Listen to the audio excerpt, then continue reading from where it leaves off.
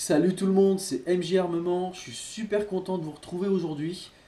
Je vais vous faire une vidéo que j'avais très envie de vous faire depuis un moment et que certains d'entre vous attendaient. Je vous ai présenté mon dernier petit joujou dans ma dernière vidéo, hein, vous l'avez peut-être vu pour les plus assidus d'entre vous. Donc je suis super content, une vidéo qui va quand même durer à peu près 15 minutes je pense, mais on va vraiment faire le tour. Donc voilà, j'espère que ça va vous plaire.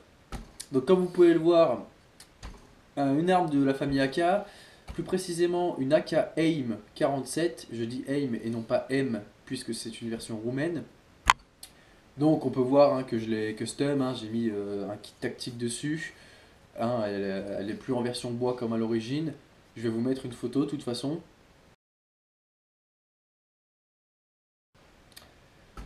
Donc un kit polymère de la marque ATI, donc avec une poignée ergonomique, pistolet assez molle, très agréable. Le best, pardon, c'est la crosse, puisque avec une plaque de couche assez molle, réglable en longueur, sur 6 positions. Alors faut que je la huile parce qu'elle coince un peu. Un appui-jour réglable en hauteur, et en plus elle est pliable le long de l'arme, donc dans les bâtiments ou quoi. Donc voilà, très tactique tout ça, très sympa. 4 rails à l'avant sur le garde-main, en haut, sur les côtés et en bas. Voilà. Donc c'est assez sympa. Mais je m'attarde pas dessus, puisque de toute façon je vais faire une vidéo spéciale sur ce kit. Puisqu'il y a beaucoup de choses à dire, que ce soit sur la boîte, je vais faire un unboxing, une ouverture, et sur le montage. Le montage n'est pas si simple que ça. Donc je vais faire pas mal de vidéos aussi sur ce kit. Donc on va passer à l'arme, puisque je vais vous parler déjà à l'origine, comment elle était, puisque c'est peut-être ce qui vous intéresse aussi. Alors, à la base, donc il y avait cette crosse en bois dessus, comme ceci, voilà, à peu près, ça rend ça. Hop, donc crosse en bois, voilà, une crosse en bois basique, que j'ai défoncé d'ailleurs pour pouvoir l'enlever puisqu'elle était coincée à cause de l'humidité. Et il y a dans cette crosse un trou ici, qui à part coincer les doigts, je sais pas trop à quoi il sert. En fait si, il y a deux tubes, c'est creusé à l'intérieur, il y a notamment un très gros ressort dedans, je ne sais pas à quoi il sert. En fait je ne sais pas à quoi sert tout simplement le fait que la crosse soit trouée et qu'on ait cette trappe. Il y a sûrement une utilisation spécifique, j'aimerais bien que vous me la disiez, si vous le savez ça m'arrangerait. Mais moi je ne sais pas en tout cas. Voilà. La poignée pistolet qui vient ici, la poignée antérieure, voilà d'origine, donc comme vous pouvez le voir qui en plus n'est pas de la même couleur que le reste du bois, donc c'est très moche. C'est une question de goût, mais moi je trouve ça vraiment moche. Et le garde-main, hop, avec une poignée pistolet également ici, donc je crois que c'est dans ce sens, voilà. Donc ça vient comme ça, alors je vais essayer de vous montrer. Hop, voilà. Donc c'est assez pratique le fait d'avoir une deuxième poignée. Et ça justement c'est la spécificité des AKM roumains. Il n'y a que les AKM roumains qui ont une poignée comme ça. Voilà, donc on les reconnaît assez facilement. Alors, avant de passer à la description exacte des caractéristiques de l'arme, j'aimerais vous faire un petit cours d'histoire sur les AK-47 et les AKM, puisque je trouve ça important car beaucoup de médias, que ce soit les médias, les jeux vidéo, les films, même les professionnels confondent énormément les AK-47 et les AKM-47. Donc c'est important je trouve de faire une petite page d'histoire, surtout qu'on voit beaucoup plus d'AKM que d'AK-47 finalement. Donc c'est parti, tout simplement l'AK-47, je vous parle l'original. L'AK-47 est inspiré d'un fusil d'assaut allemand qui s'appelait le Sturmgewehr 44, excusez-moi pour l'accent, c'est vraiment pas facile à dire. Donc un fusil allemand d'assaut. Et l'AK-47 a été conçu et imaginé par Mikhail Kalachnikov, le fameux, qui est un sergent de division blindée, donc russe soviétique, et qui a fait plusieurs prototypes, qui a dessiné plusieurs prototypes pendant qu'il était à l'hôpital suite à une blessure. Et on en est venu à la K-47 comme ça. La K-47 a été produit dans les environs de 1945. C'est assez dur de trouver la date exacte de production en masse de cette arme, je trouve. Donc voilà, AK-47, 1945, Mikhail Kalachnikov, un soviétique, sergent de division blindée. C'est à lui qu'on lui doit. En 1955, l'AKM sort. Donc, AKM et AK-47, quelle est la vraie différence? Eh ben, il y en a beaucoup, et pas des moindres, puis ce n'est pas du tout les mêmes armes finalement, puisque le boîtier n'est pas fabriqué du tout pareil déjà. L'AK-47, ils ont pris un gros morceau de métal et ils l'ont fraisé, c'est-à-dire qu'ils ont creusé directement dedans pour faire toutes les formes. Alors que l'AKM, ils ont pris des morceaux de métal, ils les ont tordus, ils ont fait du rivetage, de l'estampage, et voilà, ils ont fait comme ça. D'ailleurs, on peut voir les rivets un peu partout. Hein, sur un AK-47, vous n'avez pas tous ces petits rivets. Hein, voilà. Notamment ce trou aussi, ce creux qui est des deux côtés de l'arme, sur un AK-47 est bien plus large. Alors, il y a les autres différences, il y en a d'autres, puisqu'on utilise du bois contreplaqué. Alors, c'est plus du bois massif comme l'AK-47, c'est du contreplaqué de bouleau, qui est plus léger et surtout pas cher. Il y a également la détente, la culasse, excusez-moi, qui est améliorée, puisqu'on ne peut plus faire feu lorsqu'elle n'est pas complètement fermée. Je vais vous montrer. Alors là, je l'ai chargé. Vous voyez, là. Là, si je fais ça, on peut plus faire feu, vous voyez. Là, je l'ai bloqué. Voilà. Donc, la culasse est améliorée. On a le récupérateur de gaz qui est également amélioré. La hausse, puisqu'elle est passée de 800 mètres sur la K47 à 1000 sur la KM. Et la baïonnette est améliorée également. Tout ça a pour effet de diminuer les coûts et le temps de production pour l'usine de Mikhail Kalachnikov. Donc c'est très intéressant pour eux et également pour nous puisque ça a amélioré considérablement la K47 pour toutes les raisons que je viens de vous citer. Donc c'est vraiment la KM, la version améliorée de la K47 tout simplement. En 1963, l'AKM a encore une petite modification, même deux. Un compensateur de recul apparaît, on peut voir, c'est ce qu'il y a au bout là, hein. Donc biseauté, qui se dévisse, hein, on a un pas de vis qui permettra de mettre un silencieux ou quoi, selon ce qu'on veut.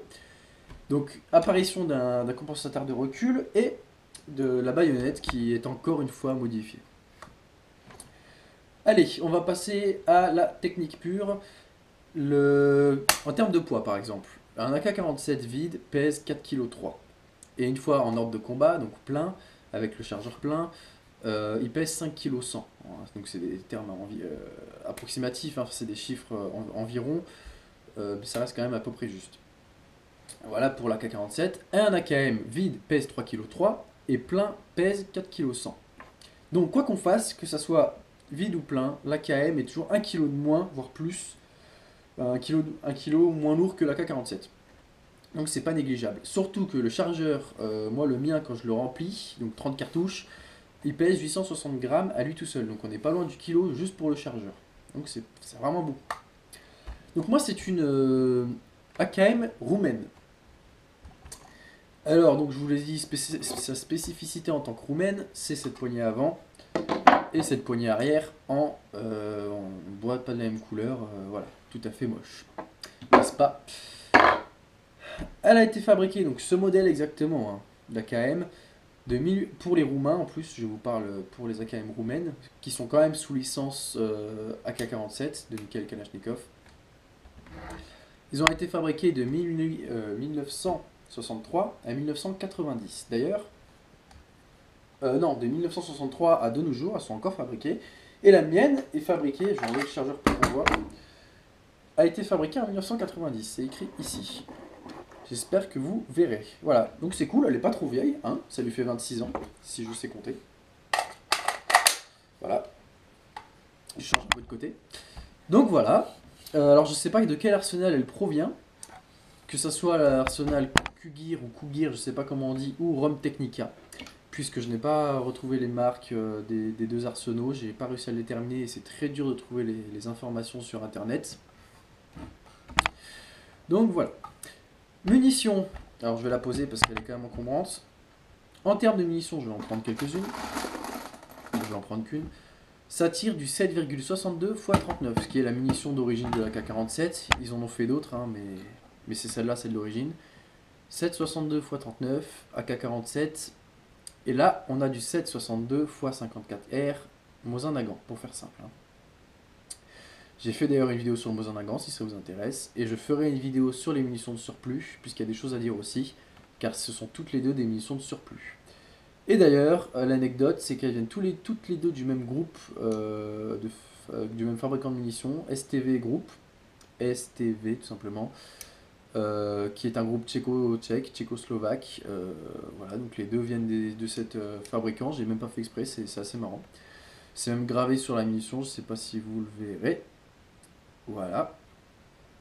Alors, toutes les deux commencent par 7,62. Pourquoi? Puisque l'ogive est exactement du même diamètre sur les deux.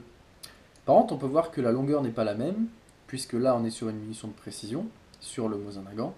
Donc l'ogive est plus longue, et évidemment la douille aussi, hein, puisqu'il y a besoin de plus de puissance, etc. Sinon, le diamètre est exactement le même. Voilà. Alors, quelques chiffres sur l'arme. Alors, je vous parle sur des chiffres, c'est des chiffres à l'origine, hein, puisque moi je l'ai modifié, donc ça va être changé évidemment. Une longueur de l'arme de 88 cm. Donc moi évidemment ça peut changer complètement puisque j'ai 6 positions de réglage de crosse et je peux même la replier contre l'arme. Donc 88 cm à l'origine. Un canon de 41, ça évidemment ça n'a pas changé. Une portée max de 1000 mètres. Une portée pratique de 200-400 mètres, hein, on peut être précis jusqu'à 400 mètres. 600 coups minute, alors ça évidemment c'est en automatique puisque c'est assez dur de tirer 600 coups à la minute en semi-automatique, il faut être assez rapide quand même. 710 mètres secondes, hein, la vitesse de la munition, et un chargeur de 30 cartouches. D'ailleurs, à propos de ce chargeur, il y a un trou ici, j'espère que vous le verrez, je sais pas à quoi il sert. Alors moi j'ai remarqué que quand je chargeais complètement le chargeur, on voyait la dernière munition, donc c'est peut-être un indicateur de chargement plein. Ou alors c'est pour évacuer l'eau, je ne sais pas. Ou les deux, enfin si vous le savez encore une fois, éclairez ma lanterne s'il vous plaît. Voilà. Donc, pour le chargement, c'est très simple. On vient la mettre au fond ici et on clipse. Hein. Voilà. Donc, ça ne se glisse pas comme avec du 9 mm par exemple. On vient clipper au-dessus comme ça. Voilà. Voilà, donc 30 coups comme ça. Donc, je le vide. Voilà. Donc, ça, c'est pour le chargeur. Alors, j'ai pas tiré encore avec, puisque j'ai reçu les munitions samedi dernier. J'y vais mercredi tirer. Je vous ferai évidemment une vidéo de tir avec cette petite bébête. Et on va passer au démontage maintenant. Alors démontage sommaire de l'arme, hein, puisqu'encore une fois je ferai une vidéo spéciale pour le démontage, puisqu'il y a des choses à dire. Donc une AK-47, démontage très très simple. Donc on enlève le chargeur, on descend le sélecteur, on arme le chien à l'intérieur, hein. Pour le démontage c'est obligatoire. On vient retirer le top cover ici, hein, en appuyant sur ce bouton. Voilà, donc j'appuie, je soulève, c'est très très simple.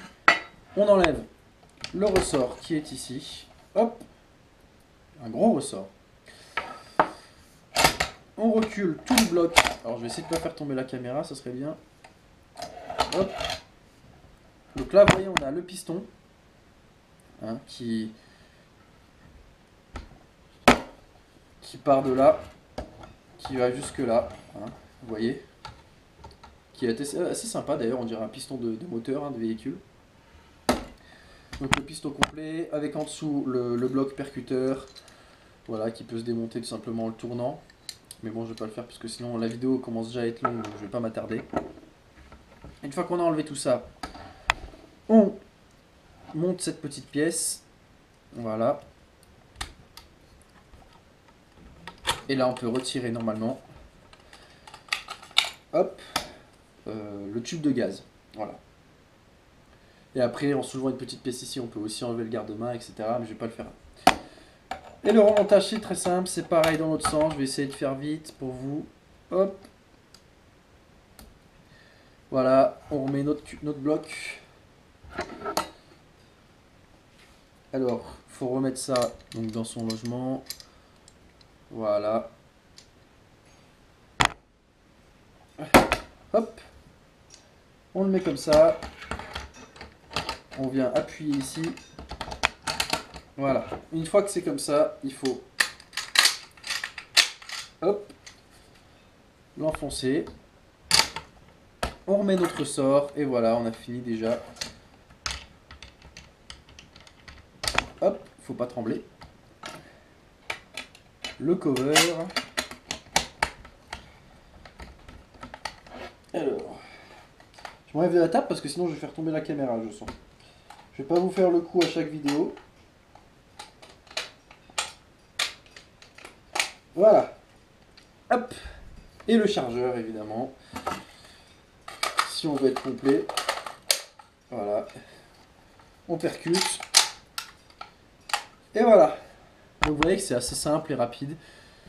Et encore là, je suis pas à l'aise parce que voilà, si je suis pas à l'aise, je pourrais le faire encore plus vite.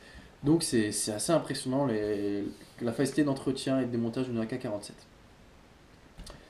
En parlant d'entretien, je ferai une vidéo là-dessus aussi, hein, mais c'est comme toutes les armes, le canon, un peu d'huile, nettoyage, etc. Il n'y a rien de spécial. Et écoutez, je pense que c'est tout. Voilà, quelques détails sur l'arme, je peux vous en donner. On a ici la tige de nettoyage du canon, qui part de là, un peu comme sur le Mosin Nagant d'ailleurs, qui s'arrête là. Donc voilà, qui fait son job. Quelques détails, il n'y a pas grand chose de plus, hein. On a alors le cran de mire, le guidon qui est réglable en hausse et en dérive. Donc en hausse, il y a un pas de vis, on tourne et ça monte ou ça descend. Et en dérive, vous voyez que cette pièce ronde là, en fait cette pièce ronde va venir, on peut l'enfoncer comme ça, de gauche à droite, donc ça va régler la dérive. Voilà. Ensuite, qu'est-ce que je peux vous dire? Rien, il n'y a rien d'autre de spécial, hein. Je pense que j'ai fait vraiment bon un tour. Tiens d'ailleurs, une différence qui me vient là tout de suite, AKM et AK-47, cette pièce là sur une AK-47 va être complètement lisse, on n'aura pas toutes ces aspérités là. Voilà, par exemple. Donc voilà, je pense vraiment vous avoir tout dit, je l'espère en tout cas. Si j'ai oublié des choses, pardonnez-moi, c'est pas simple de tout dire dans une vidéo, surtout en essayant de faire pas trop long. Encore une fois, si j'ai fait des erreurs, je vous prie de me pardonner parce que je ne sais pas tout et les informations que je trouve ne sont pas forcément vraies ou voilà.